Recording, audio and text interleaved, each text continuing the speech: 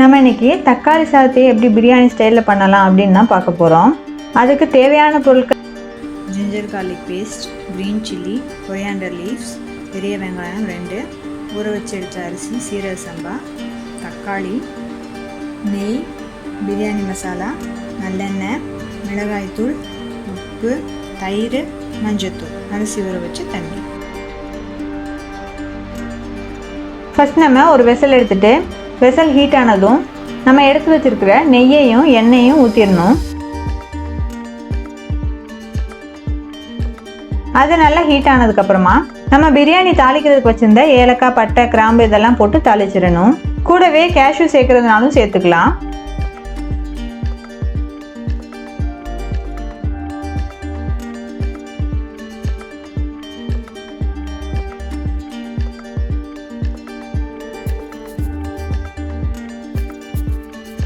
அதுக்கப்புறமா நம்ம நல்லா தின்னாக ஸ்லைஸ் பண்ணி வச்சிருக்கிற வெங்காயத்தையும் போட்டு வதக்கிடணும்.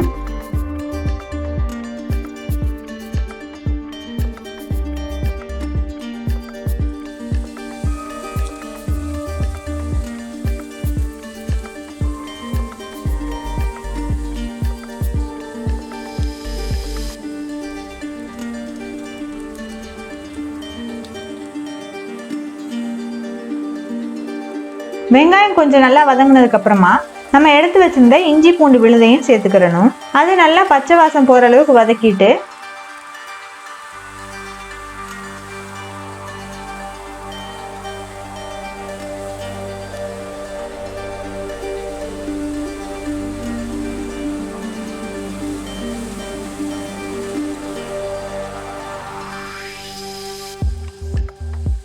இப்போ நம்ம தக்காளியை சேர்க்குறோம்.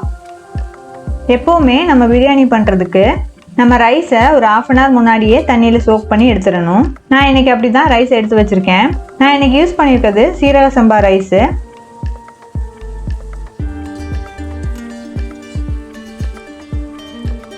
தக்காளி நல்லா வதங்கி ஜூஸியாக வந்ததுக்கப்புறமா இப்போ நம்ம பச்சை மிளகா, அப்புறமா சில்லி பவுடர், மஞ்சத்தூள், கொஞ்சமாக கரம் மசாலா வேணும்னாலும் சேர்த்துக்கலாம். இந்த ஸ்டேஜ்லேயே நம்மக்கிட்ட புதினா லீவ்ஸ் இருந்துச்சு அப்படின்னா அதையும் ஒரு கைப்பிடி அளவு சேர்த்துக்கலாம். புதினா போட்டோம்னா இன்னுமே கொஞ்சம் ஃப்ளேவர் சூப்பராக இருக்கும். அடுத்ததான் நம்ம எடுத்து வச்சிருந்த கர்டை சேர்த்துக்க போகிறோம். இதை நல்லா ஒரு 5 மினிட்ஸ் ஸ்டிர் பண்ணி விட்டுட்டு பிரியாணி நல்லா டேஸ்டியாக வரணும் அப்படின்னா நம்ம அந்த அரிசி கழுவும் போது எப்போவுமே 3 டைம்ஸ் கழுவுவோம்.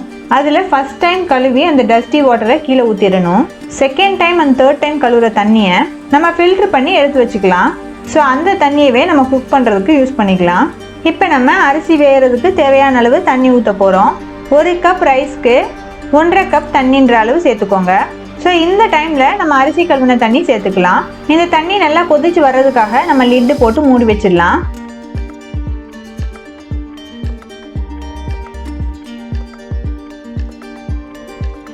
இப்போ நம்மளுக்கு தண்ணி நல்லாவே கொதிச்சு வந்துருச்சு.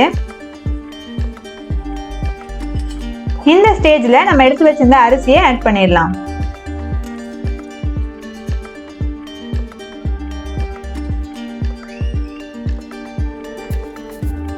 இது நல்லா அரிசி உள்ள முங்குற அளவுக்கு ஸ்டிர் பண்ணி விட்டுட்டு மறுபடியும் லிட்டு போட்டு க்ளோஸ் பண்ணி வச்சிடலாம்.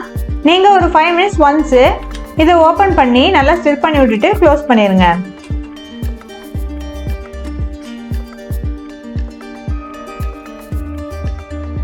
இப்போ அரிசி நல்லா வெந்துட்டே வருது. ஸோ இதை அடி பிடிக்காமல் இருக்கிறதுக்காக நம்ம அப்பப்போ இதை ஸ்டிர் பண்ணி விட்டுட்டே இருக்கணும்.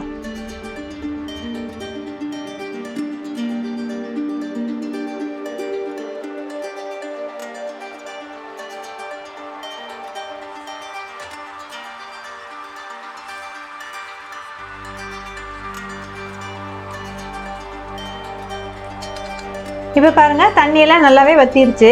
ஸோ இந்த அளவுக்கு இந்த ஸ்டேஜில் இருக்கும்போது நம்ம லிட்டை க்ளோஸ் பண்ணிவிட்டு தம் போட்டு வைக்க போகிறோம்.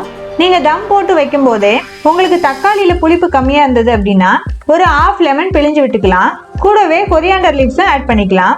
ஆட் பண்ணிவிட்டு நல்லா க்ளோஸ் பண்ணிவிட்டு மீடியம் ஃப்ளேமில் ஒரு 5 மினிட்ஸ் வச்சுட்டு அப்புறமா ஸ்டவ் ஆஃப் பண்ணி ஒரு 15 to 20 மினிட்ஸ் வச்சுருங்க. இப்போ நம்மளுக்கு தம் போட்டு ஒரு 1/2 hour ஆயாச்சு. இப்போ பாருங்க எவ்வளோ சூப்பராக நம்மளோட டொமேட்டோ பிரியாணி ரெடி ஆயிருக்குன்னு. எங்கள் வீட்டை பொறுத்தளவுக்கு இது ஒன் ஆஃப் த சிக்னேச்சர் டிஷ்ஷஸ்னே சொல்லலாம். நீங்களும் இந்த ரெசிபியை கண்டிப்பாக வீட்டில் ட்ரை பண்ணி பாருங்கள். ட்ரை பண்ணி பார்த்துட்டு எப்படி இருந்தது அப்படிங்கிறத கமெண்ட்ஸில் ஷேர் பண்ணுங்கள்.